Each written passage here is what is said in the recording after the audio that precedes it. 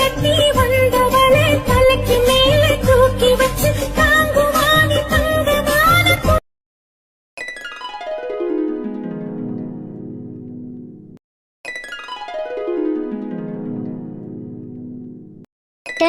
ஏய் அம்சிகுந்தானி, ஏண்டி அழுதுகிட்டே வர? மாமா வந்துட்டாரு. மாமா எதுக்குமா அழுகிற? உன் மாமா எங்கேயும் போகல. இந்த அத்தைக்கு தாலி சங்கிலி வாங்குறதுக்காக போனாராம். இங்க பாருங்க, உங்களை காணமேனு உங்க மருமக எப்படி கண்ணீரும் கம்பளியுமா வர்றான்னு. அம்சா, மாமா உங்களுக்கு ஒன்றும் பிரச்சனை இல்லைல்ல மாமா? ஒன்றும் இல்லடா. மாமா எங்கே போறேன்? உன் பிள்ளைகளெல்லாம் தூக்கி கொஞ்சாம இந்த மாமா அப்படி எங்கேயாவது போயிடுவேனா? அம்சிகுந்தானி, நம்ம அத்தை கிழவிக்கும் மன்னவர் மாமாவுக்கும் நாளை கழிச்சு 60ஆம் கல்யாணம்டி. இந்த 60ஆம் கல்யாணத்தை சீரும் சிறப்புமா நடத்தி இந்த ஊரையே திருவிழா கோலமா ஆக்கி விட்டுறேன். உடனே நீ என் ஜீவா தம்பிக்கு ஃபோன் அடிச்சு இம்மீடியட்டா இங்க வந்து இறங்குப்பா, நம்மளுக்கு நிறைய வேலை இருக்குன்னு சொல்லு. 2-3 நாள் லீவை போட்டு நல்ல கல்யாணத்தை என்ஜாய் பண்ணிவிட்டு அதுக்கப்புறம் வேலைக்கு போய்க்கலாம். சரிங்கக்கா. அழுகாத அழுகாத, அழுகையை நிறுத்து. அதான் மன்னவர் மாமா வந்துட்டாரு, நம்ம வீட்டில் அடுத்து விசேஷம் நடக்க போகுது. இனிமே அழுகிற சீனெல்லாம் கிடையாது. ஒரே வைப்பு தான், பாட்டு தான், ஹாப்பினஸ் தான். நினைச்ச கனவு ஒண்ணு நிஜமா நடந்துருச்சு, உன்னோட நான் சிறருது. நீங்க மாமா, நீங்க போய் உள்ள பிள்ளைய அடுத்து எப்ப விடுவீங்க, நாங்க எப்ப கூப்பிட வரோம்னு எல்லாத்தையும் விசாரிங்க. நான் போய் பிள்ளைய ரூம்ல விட்டுட்டு வந்துடுறேன். சரி அன்னைக்கிளி, கொண்டு போய் பார்த்து பத்திரமா விட்டுட்டு வா. ஏன் என்ன பிள்ளைய கட்டி கொடுத்து அனுப்புறிய? காலேஜுக்கு படிக்க தானே மாமா அனுப்புறிய? இதுக்கு எதுக்கு அப்பா மகளும் வந்ததுல இருந்து மூஞ்சி தொங்க வச்சுக்கிட்டே இருக்கீங்கிறேன். அதெல்லாம் ஒண்ணும் இல்லட்ட அன்னைக்கிளி, நீ போய் பிள்ளைய பத்திரமா விட்டுட்டு வா போ. காலேஜுக்கு போறதுக்கே இப்படி கவலைப்பட்டா நாளைக்கு கட்டி கொடுத்து போகணுமே, அதுக்கு என்ன செய்யறது? மறுமையினை கூட்டிட்டு வந்து வீட்டுக்குள்ளேயே வச்சுக்கிருவோமா? நல்ல மனுஷனாவுல இருக்காரு. படிக்க தானே மாமா போற, படிச்சுட்டு நல்லபடியா வரட்டும். நீங்களே இப்படி மூஞ்சியை தொங்க வச்சுக்கிட்டு இருந்தா அவ என்ன செய்வா? அதெல்லாம் ஒன்றும் இல்லை நிம்மி. அப்பா அம்மாடி, நல்லா படிக்கணும்டா. சரிங்கப்பா. பிள்ளைகளோட சேர்ந்து ஒன்று மண்ணா நல்லா பழகணும், நல்ல பிள்ளைன்னு பேர் வாங்கணும், ஒழுக்கமாக இருக்கணும்டா தங்கம். சரிப்பா. நீ ஆசைப்பட்டது மாதிரி டாக்டர் படிப்பு படிக்க வந்ததெல்லாம் அப்பாவுக்கு பெருமை தாண்டா. ஆனால் நீ படித்து எதே கௌரவத்தோடு திரும்பி நம்ம ஊருக்குள்ளே வரணும். அதை தாண்டா அப்பாவை இன்னும் தலை நிமித்தம். கண்டிப்பா அந்த மாதிரி நடந்துப்பேன்ப்பா. செலவு கொஞ்சம் அதிகமாக இருந்ததுனால அப்பாவால் ஃபோன் வாங்கி கொடுக்க முடியலடா. ஏதாவது ஒன்றுனா மேடம் கிட்ட சொல்லி ஃபோன் பண்ணு. உடனே அம்மாவும் அப்பாவும் ஓடி வந்துடுவோம். எதையும் மனசில் வச்சுருக்க கூடாது, என்னம்மா? சரிப்பா, நான் சொல்கிறேன். ஒழுங்காக வேலைக்கு சாப்பிடணும், நல்லா தூங்கணும். படிக்கணும்னு சாப்பிடாம உடம்ப கெடுத்துக்கிற கூடாது. நீங்களும் வேலைன்னு ஒழுங்கா சாப்பிடாம இருக்காதீங்கப்பா. ஒழுங்கா சாப்பிட்டு உடம்பு பார்த்துக்கோங்கப்பா. எப்பவுமே நீதான் என்னோட ஆவி. அதெல்லாம் அப்பா பார்த்துக்கிறேன்டா. நீ கூட இருக்க மாட்டேங்கிறது மட்டும்தான் கொஞ்சம் கவலையாக இருக்குது. ஆனால் இந்த 1 வாரம் மட்டும் பொறுத்துக்க. தீபாவளிக்கு லீவுக்கு வந்துட்டு போகும்போது அப்பா கண்டிப்பாக ஃபோன் வாங்கி தந்துடுறேன். அதுக்கப்புறம் நம்ம டெய்லியும் பேசலாம், என்னம்மா? பரவாயில்லப்பா, எனக்கு ஃபோன் வேண்டாம், நான் பார்த்துக்கிறேன். தங்கச்சிக்கிட்ட சண்டை போடுறது மாதிரி இங்கே வந்து எந்த பிள்ளைகிட்டையும் சண்டை போடக்கூடாதுடா. ஒன்றா ஒத்துமையாக இருக்கணும். நம்ம தங்கச்சியே ஒரு நேரத்துக்கு ஒரு குணமாக இருப்பா. ஒவ்வொரு ஊரில் இருந்தும் வந்த பிள்ளைய ஒவ்வொரு மாதிரி இருக்குங்க. அதுக பேசுகிறதுக்கெல்லாம் காதை செவி சாய்க்கக்கூடாது. நல்ல பிள்ளைன்னு பேர் வாங்கணும், என்னம்மா? சரிப்பா. அவன் என்ன சின்ன பிள்ளையா? ஏதோ முதன்னு பள்ளிக்கூடத்துக்கு அனுப்புறது மாதிரி ஒவ்வொன்றா சொல்றீங்களே என்ன? அவளும் 12ஆம் வரைக்கும் எல்லா பிள்ளைகிட்டையும் பழகிட்டு வந்திருக்கா. அதெல்லாம் நம்ம பிள்ளைக்கு யாருக்கிட்ட எப்படி நடந்துக்கிறனா எப்படி பேசணும்னு எல்லாம் தெரியும். அதெல்லாம் பொறுப்போட இருப்பா, என்னனுமே? பாப்பாவை பார்த்துக்கோங்கம்மா, நான் மிஸ் பண்ணேன்னு சொல்லுங்க. சரி, வீட்டில் இருக்கையில கீரி இம்பாமமா அடிச்சுக்கிட்டு நார வேண்டியது, இங்கே வந்துக்கிட்டு மிஸ் பண்ணுறீங்களாக்க? சரி, நான் சொல்கிறேன். அவளை நீ கிளம்பையில இல்லையேன்னு வருத்தப்பட்டுக்கிட்டு தான் இருப்பா. உள்ளுக்குள்ளே இம்பிட்டு பாசத்தை வச்சுக்கிட்டு வெளியில் ஏங்குட்டியெல்லாம் போட்டு அடிச்சுக்கிட்டு நிறைய இருக்கும்போதே அது நல்ல மாதிரியா இருந்திருக்கலாம்ல? அதெல்லாம் எல்லா பிள்ளைகளும் அப்படித்தான். அப்படிலாம் இல்லைன்னா அப்புறம் என்ன அக்கா தங்கச்சி? சரி, அப்போ மகளும் பேசி முடிச்சாச்சா? இனி கொண்டு பிள்ளைய விட்டுட்டு வரவா? ஒரு 5 நிமிஷம் இருந்துட்டு போட்டுமே, என்ன அவசரம்? போன உடனே கிளாஸுக்கு போகணும்ல, பாடம் நடத்த ஆரம்பிச்சிருவாங்க. அப்போ போய் படிக்க வேணாமா? படிக்கட்டும், ஒரு 5 நிமிஷம் இருந்துட்டு போட்டோம். ராத்திரி பூரா அப்பா மடியில தான் படுத்து கிடந்தா. காலையில எந்திரிச்சதுல இருந்து அப்பான்னு உங்க கால தான் சுத்தி வந்தா. பஸ்ல வரையில கூட என் பக்கத்துல உட்கார விடல, உங்க பக்கத்துல உட்கார வச்சுக்கிட்டிய. இப்படியே வந்து இப்ப இங்கேயும் வந்து மறிக்கிட்டு இருந்தா என்ன அர்த்தம்? பிள்ளைய பள்ளிக்கூடத்துக்கு படிக்க விடுங்க மாமா. அதுவும் போய் படிக்கணுமா என்ன? படிக்கிறதுக்கு தானே அனுப்புறேன். இப்படி அழுதுகிட்டு இருந்தா அப்புறம் அவளும் அழுகுவாள்ல. இல்ல, நான்லாம் ஒன்றும் அழுகல. ஒரு 5 நிமிஷம் இருந்துட்டு போனா தேவலையேன்னு தோணுச்சு. இன்னைக்கு பொழுதோட நீங்க நின்றாலும் காலு கடுக்க நீ நின்றுகிட்டே தான் இருக்கணும். உங்க அப்பாவுக்கு டாட்டா பாயி சொல்லிவிட்டு கிளம்பு, நேரம் ஆயிடுச்சு, பள்ளிக்கூடத்துக்குள்ள போகணும்ல. பள்ளிக்கூடம் இல்லட்டி, காலேஜ். ஆமா, காலேஜ் தான். நான் தானே போய் படிக்க போறேன். இனிமே கத்துக்கிட்டு சொல்லி அவளை விட்டுட்டு வாங்க மாமானா இப்பதான் நின்றுகிட்டு இருக்காரு இவரு. சரிடா, உங்க அம்மா கத்துறா, போயிட்டு வரியா? மிஸ் யூப்பா, லவ் யூ. லவ் யூடா கண்ணா, பார்த்து பத்திரமா இரு. அப்பா ஃபோன் பண்றேன். வீட்டுக்கு பார்த்து போங்கப்பா, கேர்ஃபுல்லாக இருங்க. நம்பட்டி எடுத்து வெட்டும் போதெல்லாம் கவனமாக வெட்டுங்கப்பா. அன்னைக்கு மாதிரி எதுவும் காலெல்லாம் போட்டுக்காதீங்க, கவனமாக வேலை பாருங்க.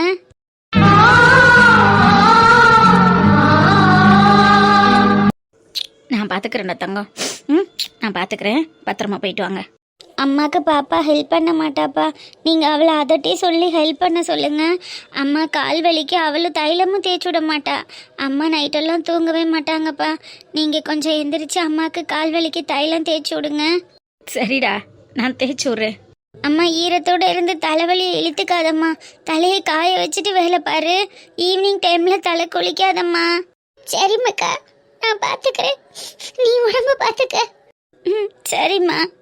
அப்பா, அம்மா பார்த்துக்கோங்கப்பா. நாங்கள் பார்த்துக்கிறோம்டா, நீ தான் தைரியமாக இருக்கணும். இன்னும் 1 வாரம் 10 நாளுக்குள்ளே தீபாவளிக்கு வந்து அப்பா கூட்டிகிட்டு வந்துடுறேன். சரிப்பா, நான் வரேன். மாமா, நான் ரூமுக்குள்ளே போய் பிள்ளைக்கு இந்த கப்பு தண்ணி வலி எல்லாத்தையும் ஒதுங்க வச்சு கொடுத்துட்டு வரேன். நீங்கள் ஆஃபீஸ் ரூமில் போய் மேடத்துக்கிட்ட விவரம் பேசிட்டு நில்லுங்க, வந்துடுறேன். சரி அன்னைக்கிளி, நான் போய் பார்க்குறேம்மா. அன்புள்ள அப்பா அப்பா யாருமே உன் போலி. அப்பா, என்ன மனம் என்ன மனம். எவ்வளோ நாளாச்சு இந்த மாதிரி டேஸ்டியான பிரியாணி சாப்பிட்டு. இன்னைக்கு தான் பிரியாணி சாப்பிட்றதுக்கு வாய்ப்பு கிடைச்சிருக்கு. இந்த கிழவி இல்லாததும் ஒரு வகையில் நல்லதாக தான் போச்சு. டெய்லியும் பிரியாணி, பரோட்டா, நூடுல்ஸு, ஃப்ரைட் ரைஸ்னு விதவிதமாக கடையில் வாங்கி திங்கிறோம். ஆனால் இப்படியே சாப்பிட்டா உடம்பு வீணாக போயிடுமே. ஆமாம், வீணாக போகுது. என்னைக்கோ ஒரு நாளைக்கு சாப்பிட்றதுனால என்ன ஆகுது? ஆனால் இதையே ஃபாலோ பண்ணக்கூடாதுடி சௌமி. சீக்கிரமே அந்த கிழவியை வர வச்சு, இல்லை அந்த வேலைக்காரியை வர வச்சு வீட்டு வேலைகள் எல்லாத்தையும் பார்க்க வைக்கணும். இதுக்காகவா ஒரு ஆளுக்கு சம்பளம் கொடுத்து வேலைக்கு வைக்க முடியும்? பீஸ் என்ன இவ்வளோ கம்மியாக வச்சுருக்கான்? தனியாக சிக்கன் பீஸாவது வாங்கியிருக்கலாம். இதில் உள்ள பீஸே நிறைய இருக்கும்னு நினச்சிட்டு வந்தேன். ஆனால் பீஸ் பத்தலையே. சரி, ஓகே, நைட்டுக்கு தந்தூரி, கிரில்லு, சோமாசுன்னு எதையாவது ஒன்று ஆர்டர் போட்டுக்கலாம். சௌமியா, வாங்குங்க, பிரியாணி சாப்பிடுங்க. உங்களுக்கும் சேர்த்து தான் பார்சல் வாங்கிட்டு வந்திருக்கேன். அந்த டேபிள்ல இருக்கு பாருங்க. பிரியாணியா? ஆமாங்க, உங்களுக்கு பின்னாடி டேபிள்ல இருக்கு பாருங்க. பரவாயில்ல, இருக்கட்டும். நீ சாப்பிட்டியா? இப்பதான் பார்சலை பிரிச்சு சாப்பிட ஆரம்பிச்சேன். பீஸ் ரொம்ப கம்மியா தாங்க இருக்கு. இன்னைக்கு ஒரு நாள் அட்ஜஸ்ட் பண்ணிக்கோங்க. நைட்டுக்கு சிக்கன் தந்தூரி, கிரில்லுன்னு ஏதாவது ஒன்று வாங்கிக்கலாம். நல்ல டேஸ்டா இருக்கு போல் இருக்கு. சப்பு கொட்டி சாப்பிட்ற? டேஸ்ட்டுக்கெல்லாம் ஒரு குறைச்சலும் இல்லைங்க, வேற லெவல்ல அல்டிமேட் டேஸ்டா இருக்கு. இந்த கடை பிரியாணினா எனக்கு அவ்வளோ உசுறு. என்ன பீஸ் கம்மியா போனாதான் கொஞ்சம் மன வருத்தம். ஆனா பரவாயில்ல, நைட்டு போய் அட்ஜஸ்ட் பண்ணிக்கலாம். அப்ப உன் வயிறு மட்டும் நிறைஞ்சா போதும்னு நினைக்கிற. மத்த யார பத்தியும் எந்த கவலையும் இல்ல, அப்படித்தானே?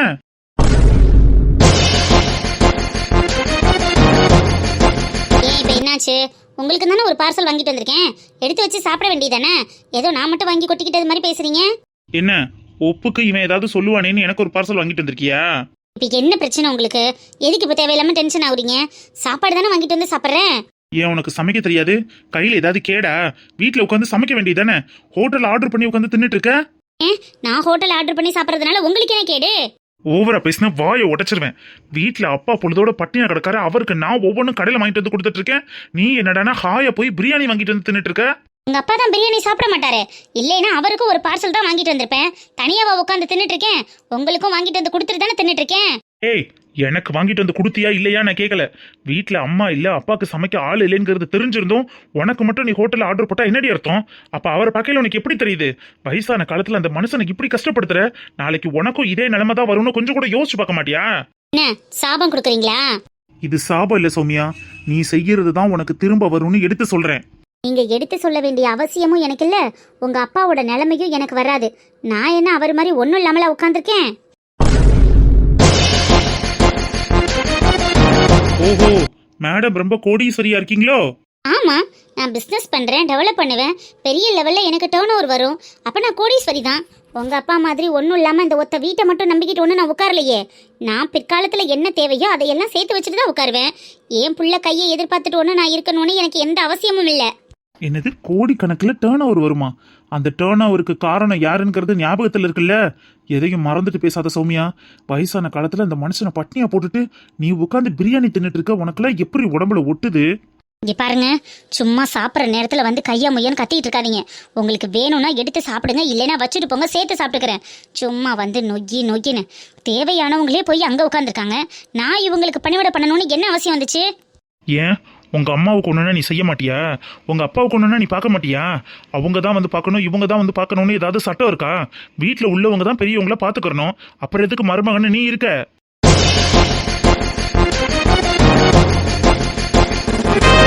பாருங்க, எங்க குடும்பத்தை பத்தி பேசுறதுக்கு உங்களுக்கு எந்த ரைட்ஸும் கிடையாது. எதுக்கு ஆனா ஊனா எங்க அம்மா அப்பாவை இழுக்கிறீங்க? அவங்களுக்கு ஒண்ணுன்னா நீ செய்ய மாட்டியான்னு தான் சொல்றேன். அவங்கள எதுக்கு நான் இழுக்க போறேன்? அவங்களுக்கு தேவையானதை செஞ்சுக்கிற அளவுக்கு அவங்களுக்கு வசதிகளும் இருக்கு, அவங்க உடம்புல தெம்பும் இருக்கு. எந்த சூழ்நிலையிலையும் உங்ககிட்ட வந்து நின்று நீங்க எங்களை பண்ணணும்னு நினைக்க மாட்டாங்க. அவங்க நினைக்கிறாங்க நினைக்கல அதை பத்தி நான் பேசல. அவங்களுக்கு ஒண்ணுன்னா நீ பார்க்க தானே செய்வ. அதே மாதிரி தானே இவங்களும். ஏன் இவங்களுக்கு பார்க்கும்போது மட்டும் உனக்கு என்ன நோகுதுன்னு கேக்குறேன். நான் எதுவுமே செய்யாதது மாதிரி பேசிட்டு இருக்கீங்க. அன்னைக்கு சப்பாத்தி சுட்டு வச்சதுக்கு உங்க அப்பா குறை சொன்னாரு. இட்லி ஊத்துனா அதுலயும் கல்லு மாதிரி இருக்குன்னு பாரு. தோசை ஊத்துனா முருகலா ஊத்திருக்க, நான் இந்த மாதிரி சாப்பிட மாட்டேன்னு பாரு. சோறாக்குனா குழச்சி வடிச்சிட்டேன்னு பாரு, குழச்சி வடிச்சா விதையா வடிக்கலேன்னு பாரு. இவர்கிட்ட நான் எதுக்கு மோள கட்டணும்? என்னால முடியாதுன்னு தான் நான் ஒதுங்கிக்கிட்டேன்.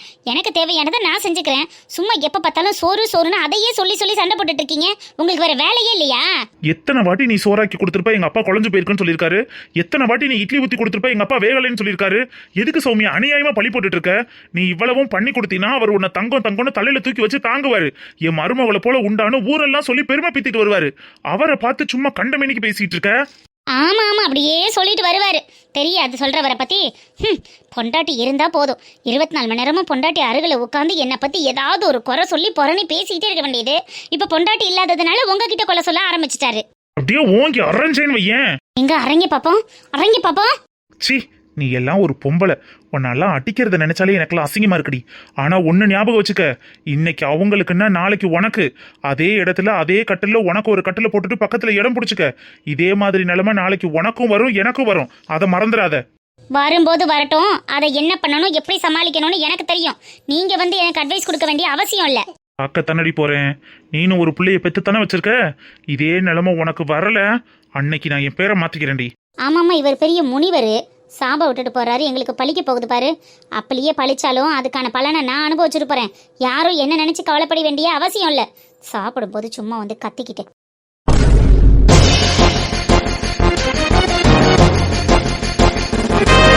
தட்டு தம்பளம் எல்லாமே சேர்த்து ஒரு 9 தட்டு வச்சா போதும்ல? போதுங்க 9 தட்டுன்னு எழுதிடுறேன். அப்புறம் பூ ஒரு 1000 ரூபாய்க்கு போடு. மாலை நல்ல பெரிய மாலை 2 மாலை. அதெல்லாம் இதுலயா எழுத? எல்லாத்தையும் சேர்த்து எழுது. அப்புறம் அந்த டைம்ல நம்ம எதுக்கும் நிக்க முடியாதுல்ல. சரி, ஓகே, ரைட்டு. பூ, மாலை, தட்டு, தாம்பாளம். ஓகே, அப்புறம் தட்டு தாம்பாளத்திலேயே அந்த தட்டுக்கு தேவையான பொருட்கள் எல்லாம் வந்துடும். வெத்தலை, பாக்கு, வாழைப்பழம், அப்புறம் பழங்கள், பருப்பு, பண்டம் எல்லாமே சேர்ந்து வந்துரும்ல. ஆமா, அப்புறம் தட்டு வைக்கணும்னா அப்புறம் தட்டுல தூக்கி எல்லாத்தையும் வச்சா தானே பார்வையா இருக்கேன். அதுக்குள்ளதெல்லாம் தட்டு வைக்கிறதுலயே சேர்த்து வந்துடும். தட்டு வரிசைக்குன்னு கேட்டாலே எடுத்து கொடுத்துருவாங்க. அப்புறம் பொண்ணு மாப்பிள்ளைக்கு பட்டு சேலை, பட்டு வேட்டி, பட்டு சட்டை. பொண்ணு மாப்பிள்ளையா? ஆமா, அப்பா அம்மாவை தான் சொல்றேன். அவங்க தானே நாளைக்கு பொண்ணு மாப்பிள்ளை. ஓ, நீங்க அப்படி வரீங்களோ? சரி 60ஆம் கல்யாணமா இருந்தாலும் அவங்க தானே பொண்ணு மாப்பிள்ளை. ரைட்டு. அப்ப பொண்ணு மாப்பிள்ளைக்கு பட்டு வேட்டி, பட்டு சட்டை. நமக்கா கல்யாணம் நடக்குது? கல்யாண மாப்பிள்ளைக்கு எடுக்க வேண்டியதுதான். நமக்கு எதுக்கு தேவையில்லாம வெட்டி செலவு? இருக்கிறத பார்த்து கட்டிக்க. என்னங்க இப்படி சொல்றீங்க? அத்தை மாமாவுக்கு 60ஆம் கல்யாணம். நம்ம புது துணி போடலைன்னா நல்லா இருக்குமா? நம்மளாம் நல்லா போய் நின்றாதானே ரிச்சா இருக்கும். பாக்குறதுக்கும் நல்ல ஃபங்க்ஷன் வீடு மாதிரி இருக்கணும்ல. கல்யாணத்துக்கு எடுத்தா தீபாவளிக்கு ட்ரெஸ் கிடையாது, அதையே போட்டுக்கிறணும். பரவாயில்லையா? என்னங்க இது போங்காட்டமா இருக்கு? கல்யாணம் வேற, தீபாவளி வேற. 4 கிழமையும் தீபாவளி அன்னைக்கு புது துணி போடாம இருக்க முடியுமா? எல்லா செலவையும் ஒன்னா பார்க்கணும்னா எப்படி என்னால முடியும்? நீனா சம்பாரிச்சு கொண்டு வந்து கொடுக்குற. கல்யாணத்துக்கு நல்லா வேணும்னா டிப்டாப்பா போய் நிக்கலாம். அப்ப தீபாவளி செலவை குறைச்சுக்க. எனக்கு என்ன 10,000 ரூபாய்க்கு பட்டுப்புடவை எடுத்து தரப்போறிய? மிஞ்சி போனா ஒரு 2000 ரூபாய்க்கு வாங்கி தருவீல? அதை 2 எடுத்து கொடுத்தா நான் 2 நாளைக்கும் சேர்த்து கட்டிக்கிடுவேன்ல. ஏங்க இப்படி கஞ்சாமட்டித்தனம் பண்றீங்க? காசு பத்தாது இல்லடி. நான் தீபாவளிக்கு தான் காசு வச்சிருந்தேன். இப்ப கல்யாணம் திடீர் செலவு தான். அதுக்கு பண்ணணும்னா தீபாவளி செலவு இடிக்கும்ல. சரி, நீங்க சொல்றதும் கரெக்டு தான். அப்ப நான் கல்யாணத்துக்கு இருக்கிறதுலே நல்ல புடவையா பார்த்து கட்டிக்கிறேன். தீபாவளிக்கு நீங்களே புது புடவை எடுத்து கொடுத்துருங்க. அன்னைக்கு ஏதாவது ஒன்றும் சொல்லக்கூடாது. அன்னைக்கு எடுத்து தரேன், ஒன்றும் பிரச்சனை இல்லை. கல்யாணத்துக்கு அட்ஜஸ்ட் பண்ணிக்கிறியா? எனக்கு ஏதோ ஒரு வேட்டி சட்டை இருந்தா போதும். தம்பிக்கு இருக்கிறதுலே ஏதாவது ஒரு நல்ல துணியா போட்டு விடு. இல்லைன்னா அவனுக்கு மட்டும் ஒரு பேண்ட் சட்டை வாங்குவோம். அவனுக்கு வாங்கினா எனக்கும் வாங்கணும். உங்க புள்ள வசதி, எங்க அம்மா அப்பா பெத்த உள்ள மட்டும் வசதி இல்லையோ? இப்ப என்னடி சொல்ல வர? எடுக்கணுமா வேணாமா? எடுத்தா எல்லாருக்கும் எடுக்கணும், இல்லைன்னா யாருக்கு எடுக்கக்கூடாது. பிள்ளையாவே இருந்தாலும் அவனுக்கு போடையில எனக்கு போடலைன்னா சங்கடமா இருக்கும்ல. அவனுக்கு 2-3 பேண்ட் செட்டை புதுசா கிடக்கு, அதை நான் அவனுக்கு தூக்கி போட்டு விட்டுக்கிறேன். எனக்கு நீங்க தீபாவளிக்கு எல்லாத்துக்கும் எடுத்து கொடுங்க. புள்ளைய கூட உன்னால அட்ஜஸ்ட் பண்ணிக்க முடியல என்ன? அவனுக்கு செய்யறது கூட உனக்கு பொறாமையா இருக்குல்ல? அதுக்காக சொல்லலையா மனுஷா? கிச்சாவுக்கு எடுத்து கொடுத்தா ஜீவா அம்சாவுக்கு எப்படி எடுத்து கொடுக்காம இருக்கிறது? கல்யாண நாளுக்கு அவங்களுக்கு எடுத்து கொடுக்கணும்ல. அப்புறம் தலை தீபாவளி வேற இந்த வருஷம் அவங்களுக்கு, அதுக்கும் செய்யணும். எல்லாத்துக்கும் உங்களுக்கு கஷ்டமா இருக்குங்கிறதுனால தான் எல்லாருக்குமே எடுக்க வேணாம், பொண்ணு மாப்பிள்ளைக்கு மட்டும் எடுப்போம்னு சொல்றேன். என்ன பஞ்சாயத்து நடக்குது? பாரத கிழவி, எல்லாம் அவங்க மயந்தேன். ஏய், சும்மா இருடி, எதுவும் சொல்லாத. என்னடா என்னத்துக்கு அவகாத கடிக்கிற? என்ன பிரச்சனை? இல்ல கிழவி, 60ஆம் கல்யாணத்துக்கு யார் யாருக்கெல்லாம் புது துணி எடுக்கணும்னு பிளான் போட்டுக்கிட்டு இருக்கோம். கடைசியில பொண்ணு மாப்பிள்ளைக்கு மட்டும் எடுத்தா போதும்னு முடிவு பண்ணியாச்சு. உங்களுக்கு மட்டும்தான் புது ட்ரெஸ், நாங்கெல்லாம் இருக்கிறதுலயே புதுசா பார்த்து ஒன்ன போட்டுக்கிறோம்.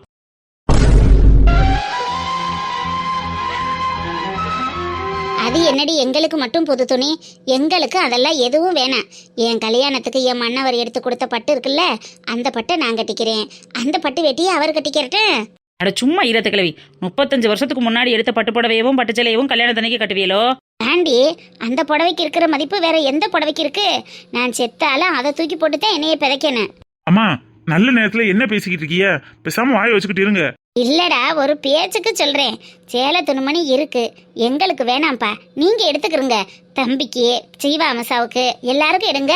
அங்கிட்டு 10 நாள்ல தீபாவளி வருது, அதுலயும் அவங்களுக்கு தலை தீபாவளி கோலாகலமா கொண்டாடணும்ல. அதனால அன்னைக்கு நல்ல கிராண்டான ட்ரெஸ் போட்டுக்கிருவோம். நம்ம கல்யாணத்துக்கு இருக்கிறத கட்டிக்கிறோம் கிழவி, ஒன்றும் பிரச்சனை இல்லை, ஃப்ரீயா விடு. என்ன மக்கா, எங்களுக்கு மட்டும் புது துணி எடுத்துட்டு உங்களுக்கு எடுக்கலைன்னா நல்லா இருக்காதுல்ல? அதெல்லாம் ஒண்ணும் இல்லம்மா, பாத்துக்கலாம், விடுங்க. அப்படின்னா நான் ஒரு ஐடியா சொல்றேன், அதை நீங்க 2 பேரும் கேளுங்க. என்ன ஐடியா? எங்க 60ஆம் கல்யாணத்துக்கு என் மன்னவர் எப்படி தாலி கொடி எடுத்துட்டு வந்தாரோ, அதே மாதிரி இந்த கல்யாண செலவை மொத்தமும் இந்த அலமேலு பாத்துக்கிறதா முடிவு பண்ணிட்டேன். நானே எல்லா செலவுக்கும் பொறுப்பேற்றுக்கிறேன், எல்லாருக்கும் துணிமணி எடுத்து தரேன். நீங்க எந்த செலவும் பண்ண வேணாம், யாரும் சங்கடப்படவும் வேணாம், சரியா? அத்தகிழவி, இப்ப யாரும் சங்கட்டம்லாம் படல. 2 செலவும் அடுத்தடுத்து வருதுல, அதனால கொஞ்சம் திணறி போயிருக்கோம். உன் கல்யாண செலவை கடன் வாங்கினாலும் ஜாம்னு பண்ண வேண்டியது எங்களோட பொறுப்பு. நீ ஏன் ஃபீல் பண்ற? கடன் வாங்கி பண்ணணும்னு என்னடி அவசியம் வந்திருக்கு? ஜாம்னு ஊரு மெக்க கல்யாணம் முடிக்கிறது முக்கியம் இல்லை. ஒருத்தருக்கு எம்புட்டு ஒத்துமையா அந்யோன்யமா வாழ்ந்தாகங்கிறது தானே முக்கியம். அந்த மாதிரி ஒரு வாழ்க்கையை நான் இத்தனை வருஷத்துல வாழலையடி. அப்படி வாழாத வாழ்க்கைக்கு எதுக்கு ஆடம்பரம்? விடுங்க, யாருக்கும் மனசு கஷ்டம் இல்லாம, யார் மனசும் நோகாம சிம்பிளா கோயிலில் போய் 10 பேரை கூப்பிட்டு மாலையை மாத்தி தாலியை கட்டிக்கிட்டு வந்துடுவோம்.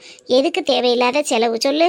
அம்மா, அதெல்லாம் ஒரு பிரச்சனையும் இல்லம்மா, எல்லாத்தையும் நான் பாத்துக்கிறேன். இப்ப என்ன, எல்லாருக்கும் துணிமணி எடுக்கணும், அவ்வளவுதானே? எல்லாருக்கும் துணிமணி எடுத்து ஜாம்னு கல்யாணத்தை நடத்துவோம். துணிமணிக்காக சொல்லலை நெட்டப்பா. தேவையில்லாம செலவு பண்ணி காசை இறைக்கிறதுக்கு அந்த காசை பேங்கில் போட்டு வச்சா பின்னாடி பிள்ளைகளுக்கு ஆகும்ல. ஒத்த ரூபாயும் சம்பாதிக்கிறதுக்கு நீ எம்பிட்டு சிரமப்படுற. உன் கஷ்டம் தெரிஞ்சு நாங்கள் நடந்துக்கிறணும்ல சாமி. நாளைக்கு எங்களுக்கு ஏதாவது ஒன்றுனா அதுக்கு நீ தான் செலவு பண்ணணும். எங்களை தூக்கிட்டு போய் ஆஸ்பத்திரியில் வச்சு பார்க்கணும். நாளைக்கு செத்த பிறகு தூக்கி போடுறதுக்கு கூட கையில் காசு வேணும். எல்லாத்தையும் வச்சுக்கிட்டு எங்களுக்கு கல்யாணம் ஆடம்பரமாக பண்ணுங்கன்னா நல்லா வாப்பா இருக்கு. எங்களுக்குன்னு ஒரு மனசாட்சி வேணாமா?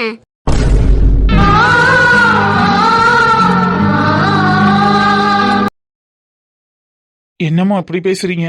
அப்போ உங்களுக்கு செய்யறதுக்கெல்லாம் நான் கணக்கு பார்த்து தான் செய்யறேன்னு நினைக்கிறீங்களா? ஏன் அத்துக்கிழவி இப்படி பேசுற? அவர் மனசு எவ்வளவு கஷ்டப்படுது பத்தியா? கஷ்டப்படுத்தணுமேனு சொல்லலை சாமி. அடுத்தடுத்து உங்களுக்கும் செலவு இருக்குல்ல. அவருக்கும் வயசு 60 ஆயிருச்சு, எனக்கு 55 ஆயிருச்சு. இனிமே இந்த கட்டையலால் உங்களுக்கு என்னத்துக்கு லாபம்? இனிமே எல்லாத்துக்கும் செலவு தானே, அதுக்காக சொன்னேன். இப்பவே எல்லா செலவையும் அழிச்சிட்ட பின்னாடி உங்களுக்கும் மலைப்பா இருக்கும் பத்தியலா? மயிரத்து கிழவி, மாமாவோட தயவு இல்லாமல் யாரோட உதவியும் இல்லாம தனியால ஒரு பொம்பளையா நின்று அந்த மனுஷனை வளர்த்து ஆளாக்கணும்னு நீ எவ்வளோ கஷ்டப்பட்டிருப்ப. அதெல்லாம் விட பெருசா இந்த காசு. உன் கல்யாணத்தையும் இந்த தீபாவளியவும் ஜாம்னு நம்ம கொண்டாடத்தான் போகிறோம். அதுக்கு எவ்வளோ செலவானாலும் பரவாயில்ல, பார்த்துக்கறலாம். ஆமாம்மா, நெடுவாளி சொல்றது மாதிரி எவ்வளோ செலவானாலும் பரவாயில்ல, இந்த கல்யாணத்தை ஜாம்னு ஊரே மெக்கிற அளவுக்கு நடத்தணும். உங்களை அந்த பங்கசம் கோவில் வாசல்ல நின்று எவ்வளோ கேள்வி கேட்டுச்சு. அது மூஞ்சியில் கரிய பூசுறது மாதிரி அப்பாவும் நீங்களும் ஒத்துமையா ஒன்னா வந்து ஜோடியா நிற்கணும். அதை பார்த்து அந்த கிளவியெல்லாம் வயிறு எறிஞ்சு சாகணும். அந்த மாதிரி உங்க கல்யாணத்தை நான் நடத்துவேம்மா. நீங்க பணத்தை பத்திலாம் கவலைப்படாதீங்க. உன்னை விட சொந்தம் எது? அன்பை விட சொர்க்கம் எது?